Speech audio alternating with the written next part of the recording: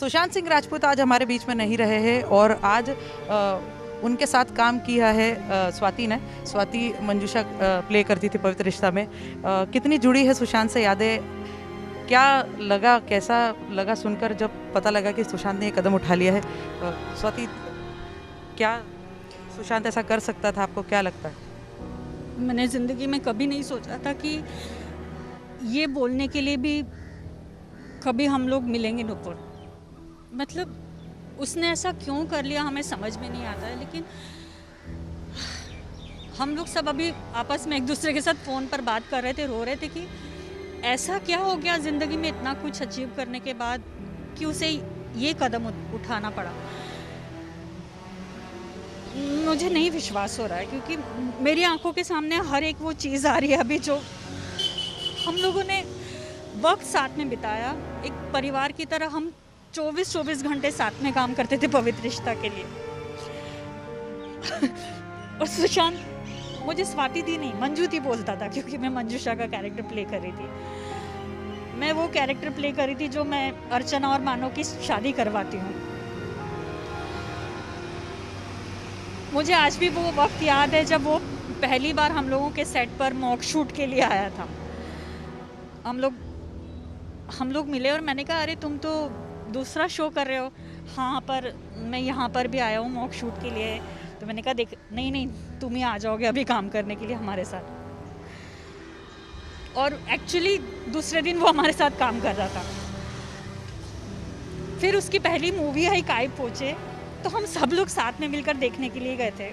मुझे याद है अभी भी, अंधेरी पीवीआर में हम लोग सब साथ में थे और हम लोग जोर जोर से चिल्ला रहे थे।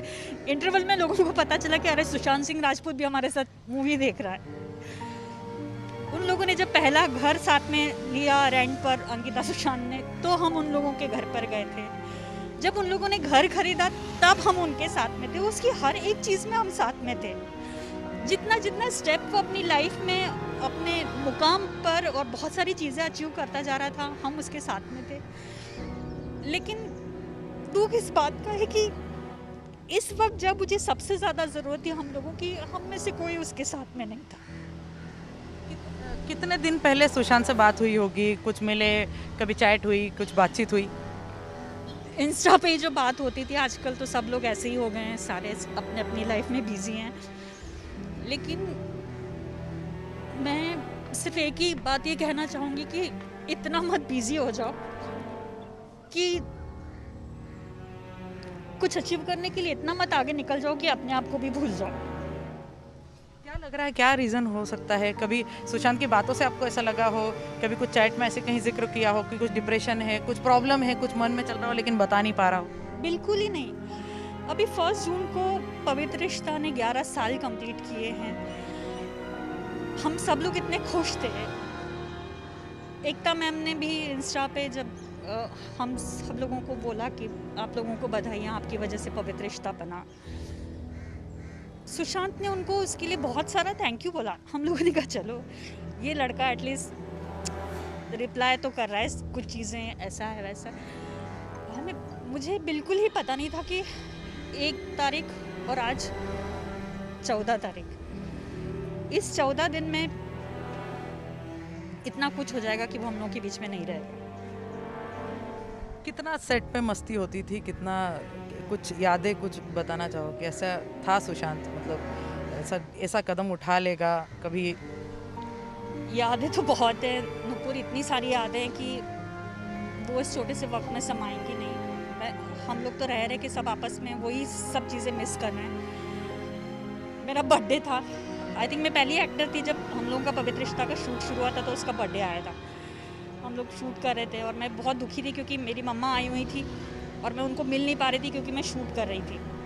तो ये सब लोग रूम में आए और 3-3 4-4 केक सब लोग, सुशांत ही मुझे उठाकर लेकर गया कि मंजू दी कोई तो आपको मिलने के लिए आया है। तो मुझे याद ही नहीं था कि मेरा बर्थडे, क्योंकि मैं रोते रोते सो गई थी मम्मा को याद करते हुए।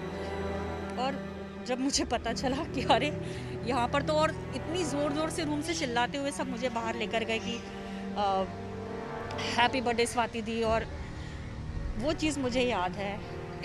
एक फ़नी इंसिडेंट याद है कि मैं बहुत बीमार थी और मेरा अंकिता और सुशांत का सीन चल रहा था और मैं खूब ज़ोर ज़ोर से पूरी पब्लिक के सामने उसको सुनाती हूँ कि ये प्रॉब्लम है, वो प्रॉब्लम है, ऐसा है वैसा है, मैं खूब सुना रही हूँ। और मुझे इतना ज़्यादा बोलना था कि मैं बोलते बोलते ऑलरेडी बीमार थी कि मैं गिर गई। तो मतलब उसका ऐसा था, क्योंकि वो मुझे सामने से देख रहा था, तो उसका ऐसा था, मंजूदी मंजूदी मंजूदी मंजूदी मंजूदी मंजूदी नीचे, वही मुझे साथ में लेके नीचे गिरा क्योंकि मुझे चक्कर आ गया था, ब्लैकआउट हो गया था।